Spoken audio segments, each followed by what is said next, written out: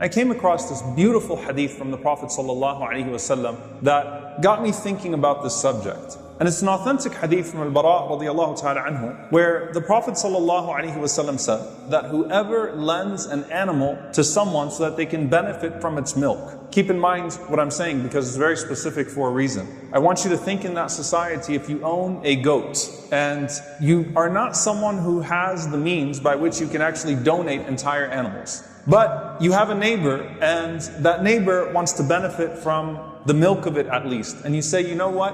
I'm going to lend you this animal of mine so that you can benefit from its milk for however many days. And then you can give it back to me. And Allah knows best, of course, but if you lend someone a car, you don't have the means to donate a car, but you lend them a car to get around for a few days, or something of that sort, right? Some means by which you are able to benefit yourself. Even though I can't give you what I possess, you can benefit from what I possess for some time. So the Prophet ﷺ said, whoever lends an animal to their neighbor, to someone else so that they can milk it for some time, or lends them a few coins, lends them some money. Usually the scholars mention silver, so it's not even the best of currency, but lends them some money, some coins, so that they can benefit themselves with it. A small loan, so that it can get them through something in the immediate term. Or guides someone who is lost, okay? You can't give them a car, you can't pick them up, you can't house them, but you can at least guide them along the way so that they don't waste the time and energy and effort of being lost. The Prophet ﷺ said, it is as if you are freeing a slave. It is the reward of emancipating a slave. And of course we know the great reward in Islam for purchasing the freedom of someone who is enslaved. So the Prophet ﷺ said that if you do any one of these three things, then you would have the ajr, you would have the reward from Allah subhanahu wa ta'ala of the freeing of a slave.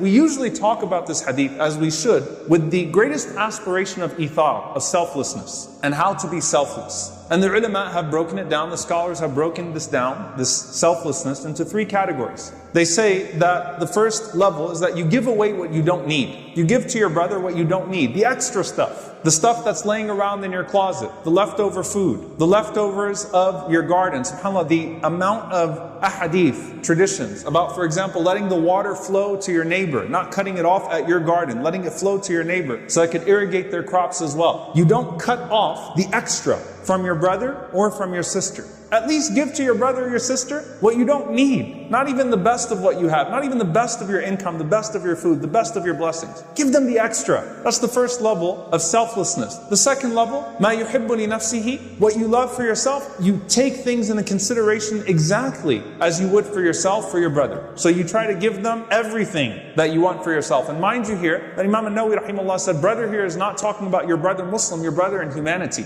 So you give to your brother in humanity exactly what you would give to yourself, what you love for yourself. And then the third level, which is the greatest level of selflessness, is that you give to your brother even what you yourself would prefer. This is the level of the Ansar, the level of the people of Medina. They prefer others to themselves. They actually preferred the Muhajirin, the migrants from Mecca, to their own selves. They gave them the better share of the house, the better share of the crop. And that was the greatest level of selflessness. Now here's the thing, when we talk about this hadith, we always go to what? We go to the level of the Ansar, as we should.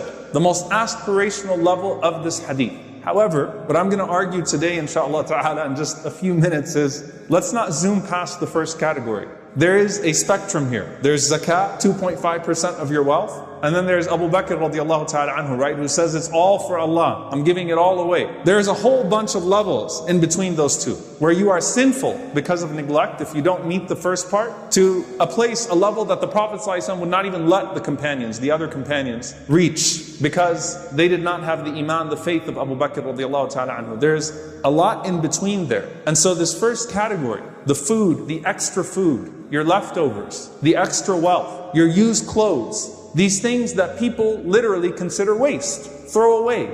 And they could actually sustain the world as it is today. They could actually sustain the world as it is today. The things that we waste. If you go to your closet and you see things in your closet that you haven't worn for a year or two, that means you don't need it. Give it away. Those things that are in your closet, if you haven't worn it for a year or two, give it away. It's time to go. Teach your children that if it's a toy that you haven't played with, I don't care how much you love it, what your game console is, you haven't played with it for a long time, give it away. Let's package it. Let's give it away. Let's make something special out of this. If you can afford to do so, make it a mindset that these extras for us have a lot of potential in the sight of Allah subhanahu wa ta'ala and can mean a whole lot to somebody else. Those toys that you give out there in those Syrian refugee camps, the kids are not asking what color is it and is it the latest model.